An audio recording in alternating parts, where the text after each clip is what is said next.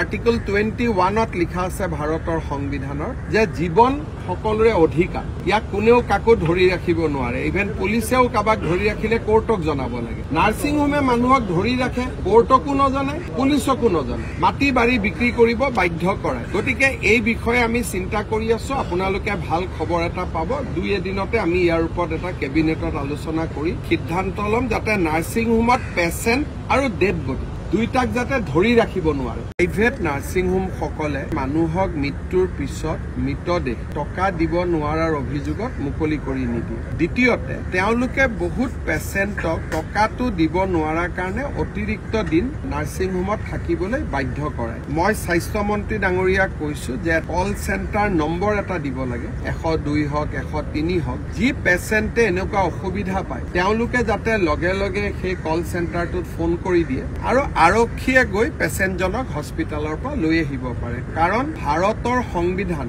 আৰু আইনে কোনো ব্যক্তিৰ মৃতদেহ ধৰি ৰখা বা কোনো পেচেণ্টক টকা দিব নোৱাৰাৰ কাৰণে ধৰি ৰখাৰ অনুমতি নিদিয়ে কোনোবাই যদি আপোনাক পইচা দিয়া নাই আপুনি চুক্তি কৰিব আদালতত যাব তেওঁৰ ঘৰ ক্ৰক কৰিব তেওঁৰ গাড়ী ক্ৰক কৰিব বেলেগ কথা কিন্তু মানুহজনক ধৰি ৰখাৰ নিয়মটো নাই আৰ্টিকল 21ত লিখা আছে ভাৰতৰ সংবিধানৰ যে জীৱন সকলোৰে অধিকাৰ ইয়াক কোনেও কাকো ধৰি ৰাখিব নোৱাৰে ইভেন পুলিচেও কাবাক ধৰি ৰাখিলে কোৰ্টক জনাব লাগে নাৰ্ছিং হোমে মানুহক ধৰি ৰাখে কোৰ্টকো নজনায় পুলিচকো নজনায় মাটি বাৰী বিক্ৰী কৰিব বাধ্য কৰায় গতিকে এই বিষয়ে আমি চিন্তা কৰি আছো আপোনালোকে ভাল খবৰ এটা পাব দুই এদিনতে আমি ইয়াৰ ওপৰত এটা কেবিনেটত আলোচনা কৰি সিদ্ধান্ত ল'ম যাতে নাৰ্ছিং হোমত পেচেণ্ট আৰু ডেড বডি দুইটাক যাতে ধৰি ৰাখিব নোৱাৰে